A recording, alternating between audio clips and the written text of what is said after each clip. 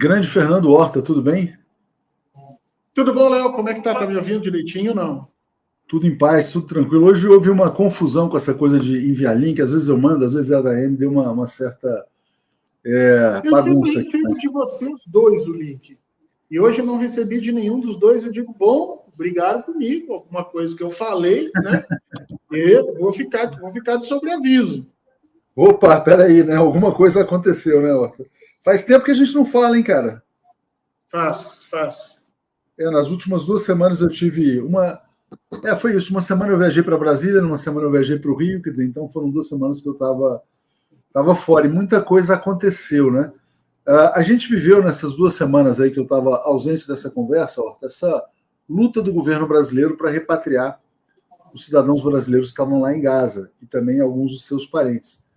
Uma vitória incontestável do presidente Lula, né?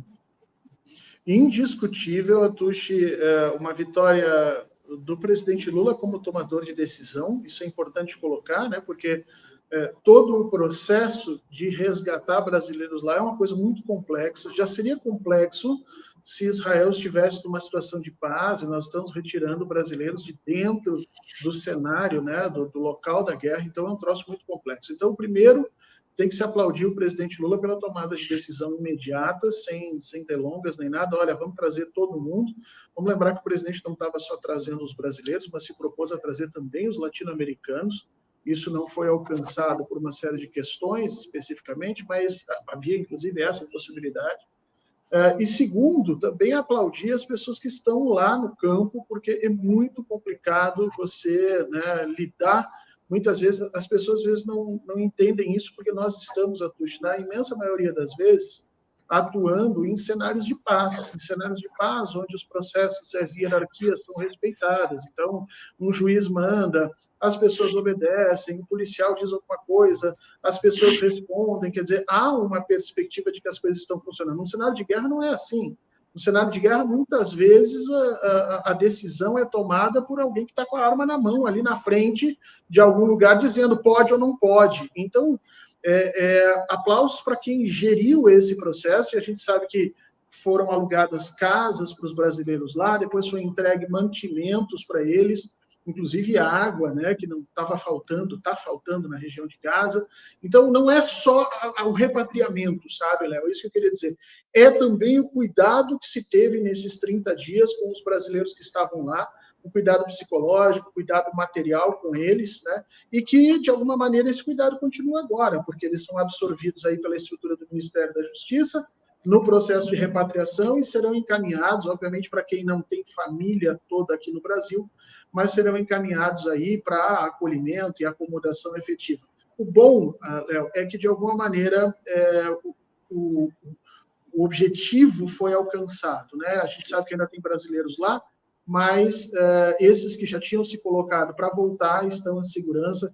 E eu queria muito era saber como eles dormiram essa noite, a primeira noite em muito tempo em que eles têm certeza que não vai cair bomba nenhuma na cabeça. Não, e alguns relatos emocionantes, né? Você vê que, eu não sei se você viu um pai dizendo que quando começavam os fogos, né, eles diziam que eram fogos de artifício para tranquilizar. Teve a história do Hassan, que foi para o casamento da irmã. 2 dias depois acontece a guerra e ele fica lá 30 dias preso. O Hassan tinha mandado vários vídeos para o Joaquim de Carvalho também.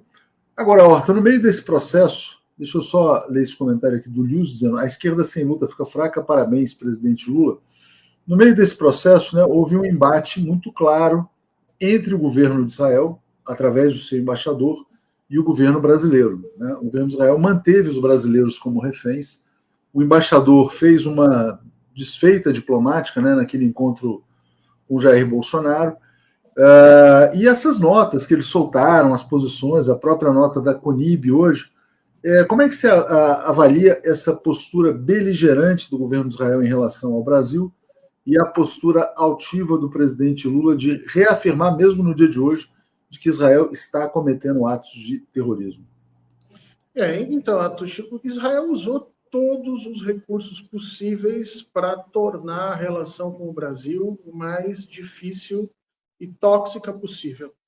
Se nós estivéssemos em um cenário de paz, tranquilidade, nada tivesse acontecendo, só a reunião do embaixador com políticos da oposição, fazendo claramente uma intromissão dentro da política brasileira, já seria motivo para que esse embaixador recebesse aí, né, um aviso de que não era uma pessoa muito benquista no Brasil mais. Então, veja, mesmo que as coisas estivessem bem, a ação de Israel foi muito, muito ruim nesse sentido. Sem contar, efetivamente, todas as perversidades, né? O abuso dos micropoderes, quer dizer, os brasileiros vão sair hoje, aí chega lá, não sai, fica mais um dia esperando, mais 2 dias esperando, agora espera sentado aí. Agora, essas coisas vão tornando a relação entre os dois países uma relação não, como é que eu vou dizer assim, que não atinge efetivamente o que precisaria, né? Os países não contam com a boa vontade um do outro, essa é a verdade. Então, Israel, para a gente falar um português correto, Israel azedou o leite, né? Procurou o tempo inteiro fazer isso, enquanto tinha os corpos brasileiros lá, para usar como escudo, né? Eu faz 30 dias que eu estou denunciando isso, 20 e poucos dias que eu estou denunciando isso. Israel usou os brasileiros como escudos humanos. Aí você vai dizer, mas escudo humano contra o quê, né? Eu vou dizer, olha, contra efetivamente o poder político internacional do presidente Lula. E o presidente sabia disso, enquanto as vidas dos brasileiros estavam em risco, ele se conteve, tão logo isso foi resolvido, ele já, no momento seguinte, veio a público e deu uma entrevista, deu um discurso dizendo que Israel está cometendo, sim, atos de genocídio, de guerra contra crianças e que isso precisa parar. Então, talvez agora a gente comece a ver uma escalada do presidente nesse sistema internacional, porque o presidente deixou muito claro, viu, Atush? Os brasileiros estão salvos, mas as crianças de Gaza ainda não. Exatamente. E qual é a sua avaliação pessoal sobre o Estado de Israel? Você avalia que o Estado de Israel é um Estado terrorista, é um Estado genocida, ou é um Estado circunstancialmente terrorista e genocida porque é liderado pela extrema-direita do Benjamin Netanyahu? Ou é estruturalmente genocida e terrorista, ou não é? Qual que é a sua leitura? Eu tendo, como pesquisador, eu tendo a seguir aquilo que a ONU estabelece, né? Toda vez que a gente trabalha com instituições, com relações coletivas, a gente nunca pode dizer que aquela instituição é algo, mas que ela está realizando determinadas tarefas, entende? Então, por que não se diz que o Hamas é um grupo terrorista? Porque quando você faz isso, você cataloga como terroristas todas as pessoas que participam daquele grupo, e a gente sabe que o Hamas é muito grande, ele tem várias frentes, e algumas das brigadas não compactuam com as ações e os métodos do outro. Então, o que a ONU faz? A ONU evita de categorizar as grandes instituições coletivas em um determinado objetivo, e isso vale para Israel também. Israel é um Estado soberano, que tem por função, obviamente, a proteção dos seus residentes, a função básica, mas que avança essa função para um processo de tomada de terras e de destruição dos direitos das populações palestinas,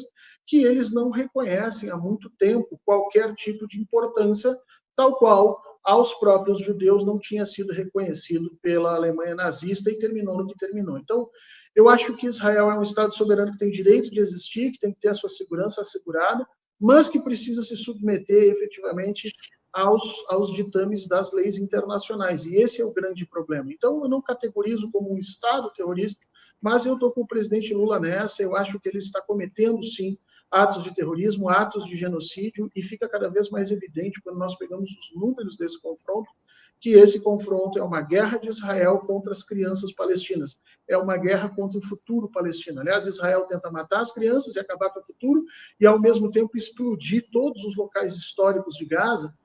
O hospital que ele explodiu e a igreja que ele explodiu eram mais antigas do que o próprio Estado de Israel, que é criado em 47. O hospital é anterior e a igreja anterior ainda em termos de século. A igreja, se não me engano, é do século XVIII, XIX. Então, Israel tem essa perspectiva de acabar com o passado e com o futuro da população palestina. E o sistema internacional tem que agir nisso e não permitir. Horta, então, na verdade, é assim, quer dizer, então, o Estado de Israel não é terrorista nem genocida, ele está terrorista e genocida nesse momento. Vamos dizer isso, assim. Ele está realizando, ele está tomando atitudes e ações que se enquadram nisso. Se enquadram nisso. Mas você acredita, quando a gente olha para o histórico, né, e todo o histórico de colonização, Nakba, expulsão, que exista alguma possibilidade de existência de um Estado de Israel que não seja genocida, terrorista? Porque muitas pessoas têm questionado, será que foi um acerto criar o Estado de Israel ou não? Né? Nesse contexto, quando claramente o sionismo, né, passa a ser visto como uma ideologia racista, colonial, supremacista, enfim. Esse é o tipo, Atush, esse é o tipo de discussão que empodera o Netanyahu, né? Porque quando você chega ao ponto de discutir a própria existência do Estado de Israel, nas relações internacionais nós entendemos, isso é teoria, né, de que a função do Estado é a sobrevivência. E se você tem um discurso que ataca... Não, mas o Estado de Israel sionista, quer dizer, porque o Estado de Israel, se ele tem como pressuposto, vamos dizer assim, quer dizer, essa questão de supremacia, de um povo se impor sobre o outro, quer dizer, ele tem um pressuposto de apartheid, não tem? É que tem vários sionismos. Tá? O sionismo, ele serve... O sionismo é uma doutrina nacionalista de Israel. Eu como historiador do século XX, do século XXI, especialista em história contemporânea, eu tenho para mim que toda forma de nacionalismo ela é sempre perversa, ela é sempre negativa. Não há uma história de nacionalismo no mundo que não gere necessariamente a perspectiva da diferenciação entre eu e o outro, né? E a partir daí um processo de violência por defesa de fronteiras, recursos e tudo mais. Então, eu acho que o sionismo serviu a Israel num determinado momento, foi apropriado por determinados indivíduos, e eles foram trazendo essa condição de racismo, de supremacia, né, de destituição de todos os direitos, especialmente das populações palestinas que são oriundas daquelas terras que hoje estão sendo ocupadas, mas eu ainda acho que questionar a existência do Estado de Israel é dar força para essa vertente do sionismo que entende que a sobrevivência de Israel está ligada à destruição das populações árabes dentro do seu território. E é esse o grande problema. Né? Existe uma perspectiva sionista nesse sentido, que foi durante muito tempo trabalhada, mas que não é a única. Então, como professor, como historiador, eu sempre acho que as coisas podem mudar. Eu sempre acho que é possível construir, sim, um Estado de Israel cuja segurança esteja atrelado necessariamente ao respeito aos direitos e à segurança do Estado palestino. Essa é a ideia da solução de dois Estados, embora respeite, tenha lido muitos pesquisadores atuais, especialistas no tema, que dizem que essa solução de dois Estados ela não existe mais. Só que o problema é que se eu entro por essa senda, então a gente vai falar na solução de um Estado só, e aí a gente vai defender a ideia da inexistência de Israel. E isso é um Estado atual.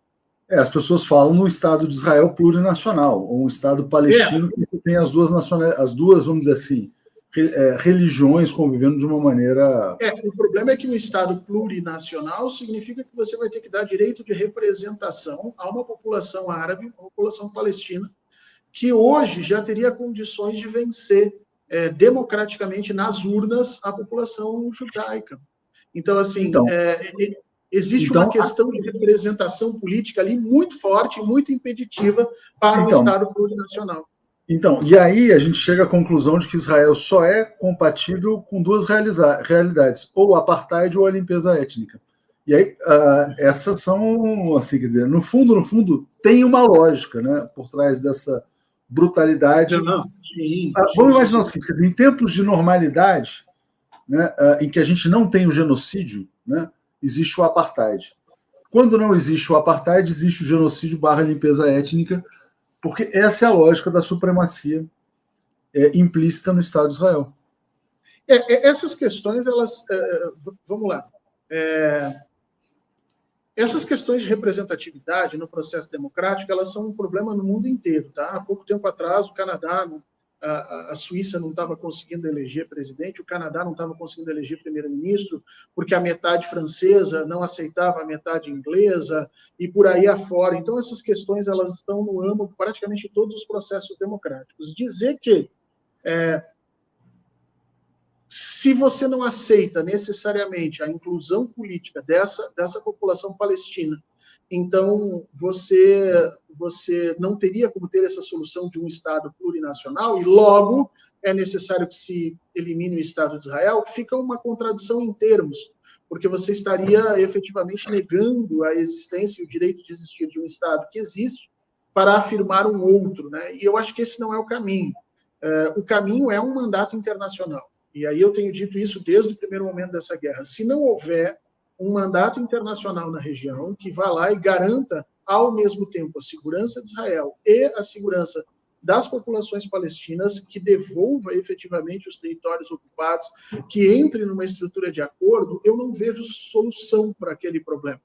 Porque, como você bem colocou, a ideia dessa extrema-direita dentro de Israel desse momento é, inclusive, uma Israel que não aceita os próprios judeus. Quer dizer, você tem judeus de origem africana, você tem judeus de outras matizes que não são aceitas hoje dentro do próprio Israel. Tem problemas muito grandes em termos de representação política. Quanto mais as populações árabes, as populações palestinas, que, inclusive, não está aparecendo nas informações para a grande mídia, mas as populações árabes e palestinas que estão em Israel, não só as que estão em Gaza ou na Cisjordânia, as que estão em Tel Aviv, as que trabalham efetivamente lá, estão sendo agredidas diariamente nesse processo, correndo riscos de vida. Inclusive, nós temos vídeos de tentativa de invasão de universidades para atacar estudantes de origem árabe, de origem palestina. Quer dizer, é uma situação, e é por isso que eu digo, Léo, todo mundo que tenta transformar essa situação em uma coisa simples, tentando dar uma solução simples, é só eliminar Israel ou é só eliminar a Palestina, acaba trazendo mais problemas do que soluções.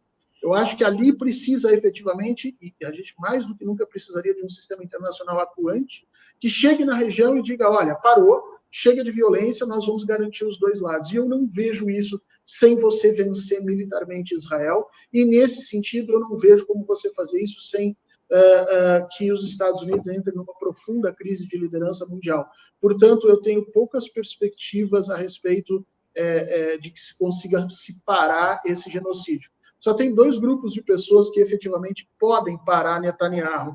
O primeiro são os próprios israelenses, que se levantem e digam claramente que esse é uma atitude inaceitável e que construam uma nova forma de Estado, uma nova ideia. Isso não está tão longe de acontecer, tá? O Netanyahu está sendo atacado internamente por todos os lados. E o outro, efetivamente, são os cidadãos americanos, que levantem desse torpor, vamos dizer assim, do controle da mídia, e que passem a exigir, tanto de Biden quanto de, efetivamente, dos outros políticos, porque às vezes nem é só o presidente que é imputado nessa pressão para apoiar e permitir que Israel faça tudo. Às vezes você tem outros senadores e outras estruturas que também estão nisso. E é preciso que a população americana levante e diga, chega, não é possível mais continuar isso. Agora, isso é o que a gente sabe como pesquisador. Se você me perguntar assim, você acha que isso vai acontecer num curto prazo? Eu tenho a impressão que não. E é por isso que é tão importante que todos os esforços, inclusive o presidente Lula, dioturnamente fazendo discursos, lembrando Gaza e não deixando que aquilo se torne invisível, porque eu tenho a impressão que é tudo que Israel quer, que se pare de falar em Gaza para que ele termine efetivamente o processo de expulsão, limpeza étnica ou genocídio, conforme a interpretação que você queira dar. Horta, outro ponto que foi marcante nessa crise foi essa história da Operação Polícia Federal Mossad. Como é que você viu a captura da PF ou não pelo Mossad? Essa história de que o cara foi lá recrutado para cantar pagode e volta como terrorista.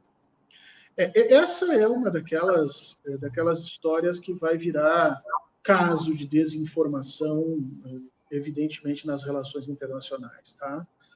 A gente que estuda como é que é feita dentro das instituições essa tomada de decisão, como é que é feita essa gestão de informação, a gente sabe que isso aí foi uma enorme barrigada. Muito provavelmente não tem nada que seja minimamente sustentável. Agora, por que Israel tentou essa jogada? Para trazer um pouco mais de desconforto à postura brasileira. Porque a postura brasileira, nesse cenário, ela é muito forte. O Brasil é um país que tem uma comunidade judaica expressiva e uma comunidade libanesa, palestina, árabe no Brasil também expressiva, e que aqui vivem não só sem tomar bomba na cabeça, mas como respeitando umas às outras, né? E isso é uma legitimidade que nenhum outro país pode dizer que tem. E, de alguma maneira, o presidente Lula, quando ele começa a falar efetivamente sobre Israel, sobre o que está acontecendo, ele já usa a palavra genocídio, ele é o primeiro líder a dizer isso, ele disse isso muito lá atrás, e a partir daí o Estado de Israel sentiu. E o medo do Estado de Israel, efetivamente, da capacidade de arregimentação política internacional do presidente Lula, levou à construção desses factoides, né? Então, vamos desacreditar o discurso brasileiro e mostrar que eles também estão envolvidos nas questões do terrorismo e tudo mais. E isso é muito perigoso. O Brasil não pode ceder a esse tipo de situação. Tem que afirmar sua soberania sempre, né? Não é simplesmente cumprir mandados de prisão internacional, mas é saber efetivamente que esse jogo de informação e de desgaste político é uma das armas claramente utilizadas aí no cenário internacional e nesse momento foi utilizado contra o Brasil. O que me incomoda nisso, Léo, é ver que dentro das instituições brasileiras tem gente que talvez trabalhe mais por Israel do que propriamente pelo Brasil. Não, exatamente, claramente houve uma captura. E, Horta, a gente está com um tempo curto aqui, eu já estou com o doutor Pedro Maciel aqui na espera. Esse episódio, na sua opinião, mostrou uma relação mais profunda entre bolsonarismo e Israel, bolsonarismo e sionismo do que se imaginava? Eu acho que mostrou uma relação muito mais profunda entre o fascismo brasileiro e essas instituições que detêm o monopólio da violência no Estado, que é a polícia, exército, obviamente, e o judiciário, né? Nós vimos isso acontecer lá na época que o Bolsonaro se tornou presidente, foi por essas instituições que a Lava Jato operou, são essas instituições que o Moro coordenou durante um tempo, e é dentro dessas instituições que a estrutura fascista cresce e se desenvolve, e nós estávamos pensando que elas estavam minguando, mas esse cenário específico de Israel nos mostra que esses grupos continuam tendo ação por dentro dessas instituições e poder de decisão que talvez não seja bom um Estado democrático permitir que tenha. É preciso saber por onde transitou essa informação, de que forma esses processos entraram nas instituições brasileiras, quem foram as pessoas que participaram disso, para desarticular esses pequenos ninhos de fascistas que nós ainda temos no Brasil. Porque hoje eles trabalharam, vamos dizer assim, para Israel em cima de uma ação completamente injustificável e não legítima, né? Mas, futuramente, se nós permitirmos que isso aconteça, talvez eles acertem em alguma coisa que seja um pouco mais crível para a população, e isso pode trazer problemas políticos mais relevantes para o governo. Então, é preciso delimitar esse processo de informação, como chegou, quem tomou essas decisões, investigar isso mais a fundo e desbaratar essas células fascistas que continuam integrando parte efetiva da nossa instituição. E aí, para terminar, Léo, eu sempre digo que Bolsonaro nunca foi a causa dos nossos problemas, mas sim uma consequência visível deles, né? Quando um presidente com um discurso fascista como Bolsonaro é eleito com apoio como ele foi, é porque as instituições brasileiras, de alguma forma, já estão tisnadas, manchadas por toda essa estrutura de pensamento autoritário, antidemocrático e que não tem no Brasil o seu principal objetivo. É o que pode estar prestes a acontecer na Argentina também.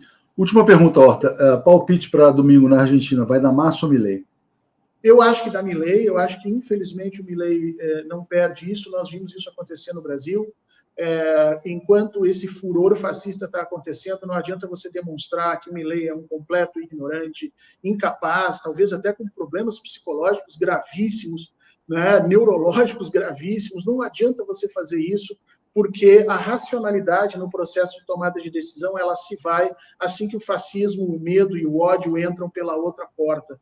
Infelizmente, a Argentina está fazendo parte disso. O que me incomoda mais ainda nesse processo é ver alguns jornais brasileiros, rememorando o famoso uma decisão muito difícil. Só que agora, né, uma versão espanhola, uma decisão muito difícil, porque toda hora estão trazendo para cá essa ideia de que, olha, o Massa e o Milei, parece que eles não aprendem, que de um lado você tem uma estrutura fascista, o que quer que esteja do outro lado é aquilo que nós temos que apoiar.